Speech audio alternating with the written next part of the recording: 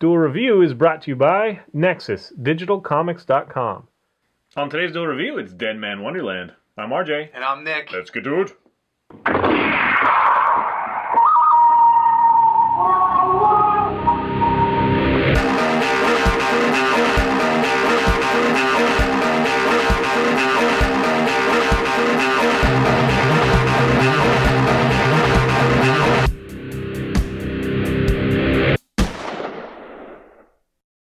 Today is December the 20th. Holy crap, Christmas is just around the corner. Take a break and enjoy it. And we're doing Deadman Wonderland, the anime. Yeah, which is very festive. But this this anime came out. It's one that we thought that might make a good gift because it's out now and it's in a nice little package, about $40 or so. And if you have someone that's just a little bit sick and likes anime, perfect. And is okay with the cussing because there's a little bit of it. Yeah, it's really not that much, honestly. If you're okay with like rated R movies. Yeah. Okay. Anyway, I'm sorry.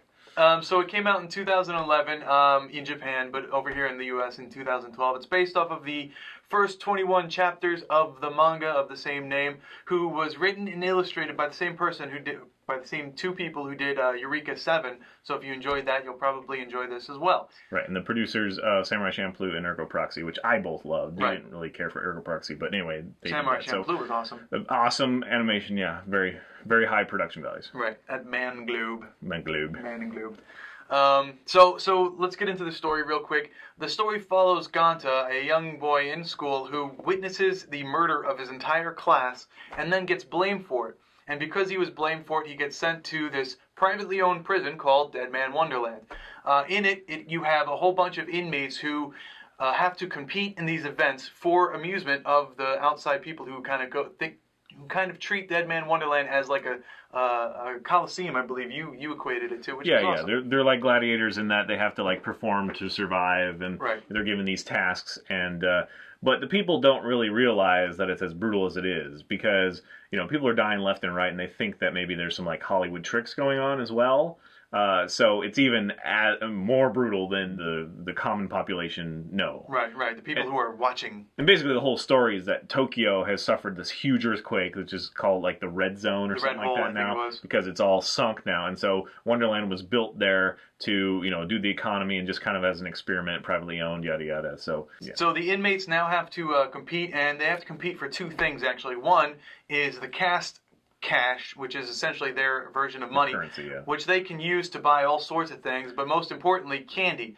And candy is important because they all have these collars that kind of determine when they're going to die, and every 3 days they have to eat the candy to refill the timer so that they don't die, which is interesting. Right, it's a way of keeping track of them, but also controlling them. And yes, and if you win all these contests, if you do really well, you could actually live really well. I mean, they have anything you want, basically. Right. You just have to play their game in order to make it. In fact, the games are brutal. In fact, you could also buy your way out of the Wonderland. And we know of one character who's trying to do that, but not necessarily for himself. His name is Yu, who is the first person that Ganta really meets, like really befriends in the Wonderland, and he becomes a close friend, although he's also it doesn't start out that way, but we don't want to give away. Yeah, right. So Ganta's in there, and he meets this young woman named Shiro, who is clad in white. And what's really fun is they actually gave that a nod in Lollipop Chainsaw. If you've played that game, if you beat the entire game, an unlockable is Shiro as a Shiro skin,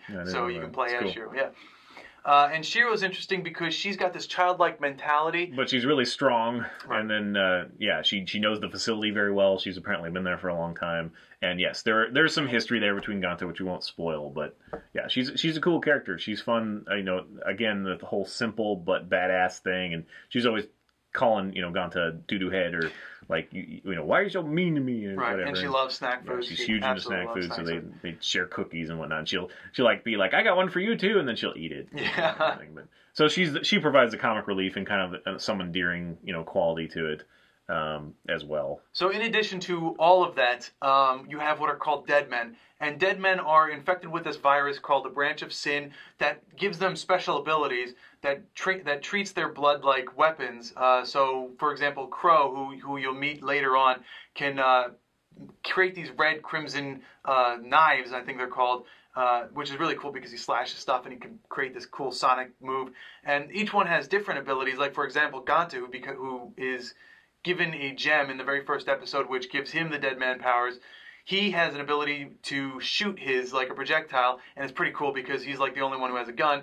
But it also means that if he spends too much ammo, he can actually become anemic. He can pass out. It's his blood, so you can make constructs. I mean, there's characters that can make webbing and all sorts of stuff. But yes, if that leaves your body, then you're doing without that blood. Right. So you can only do so much. And actually, the first Deadman you meet is actually he's dubbed the Red Man by Ganta. Right. But he's also called the Wretched Egg. Yeah.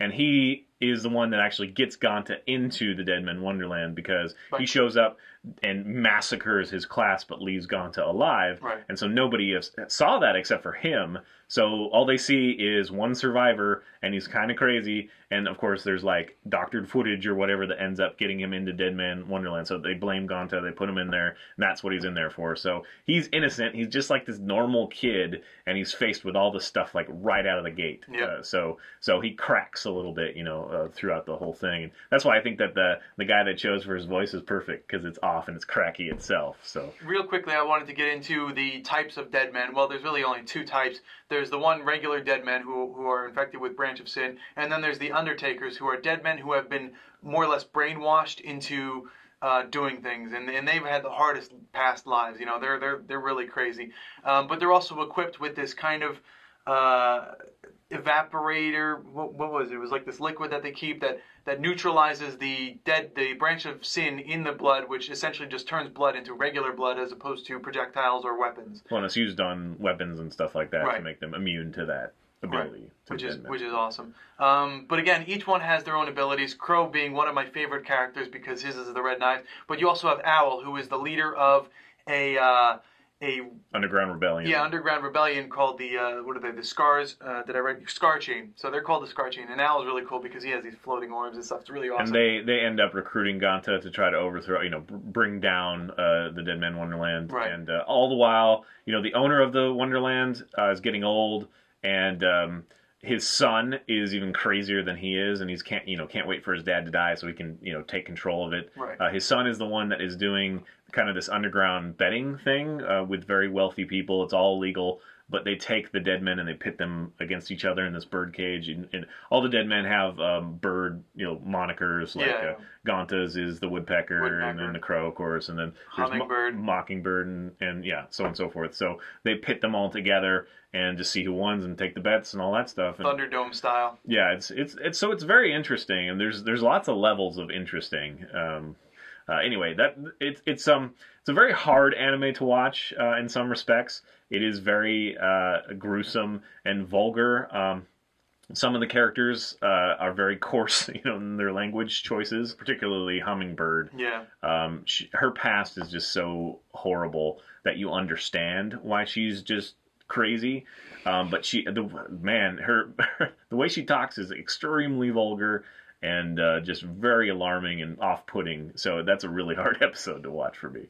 When that came up, I was like, oh crap, I hope that the rest of the anime is not like this, because it was so rough. It was so hard to watch. But yeah, it's just her. And what's odd is that most of the dead men, and I think all of them, actually have really horrid pasts that they have to kind of deal with.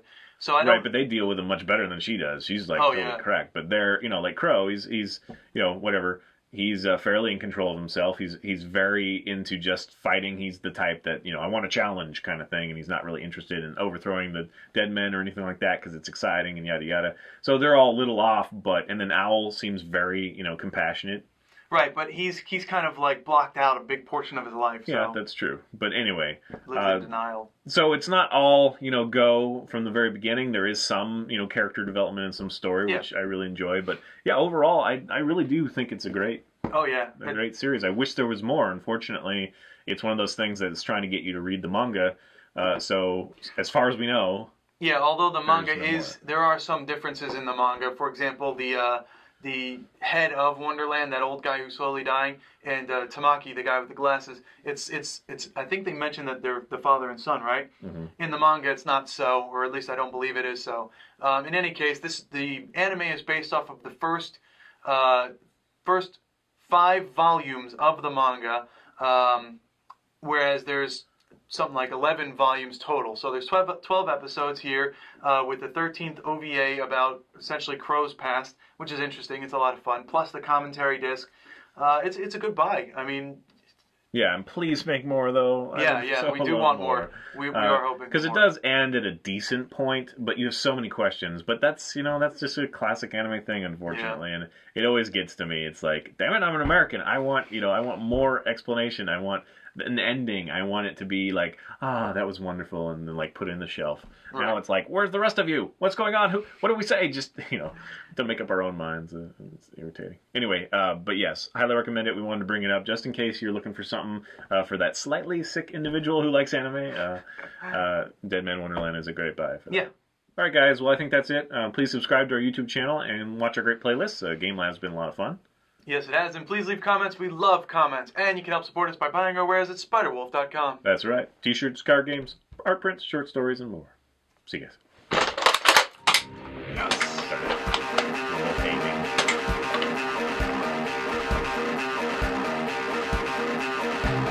Next up, it's The Hobbit, An Unexpected Journey.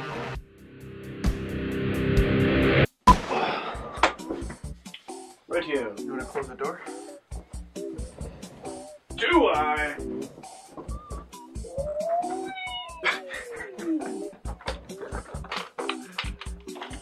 For those of you at home that didn't hear me.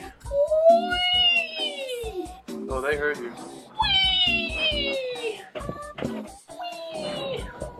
That's right, I did the big for the Geico commercial. That was me. No, I wish that'd be fun. Oh, right, I remember that. Wee, wee, wee! Yeah. That wasn't at all annoying. Stacy loved it. I loved it too. It was fun. I liked it at first because he had the pinwheels and everything. Yeah, right. Yeah, the first one's the best. Okay, let's go. Okay, great. Oh.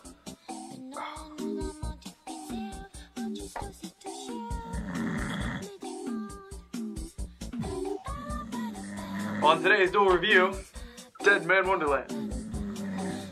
I'm like Gandalf the Wizard. I sleep with my eyes open. Were you going to ask me something? Or was it an attempt at humor? No, what I was going to say, which I don't know if I'm going to bring up in the actual review, is that the band who does the 2 songs, the beginning and end, the first one I like the best, but the band's name is Deadman Wonderland. Oh. Tied forever. Yes.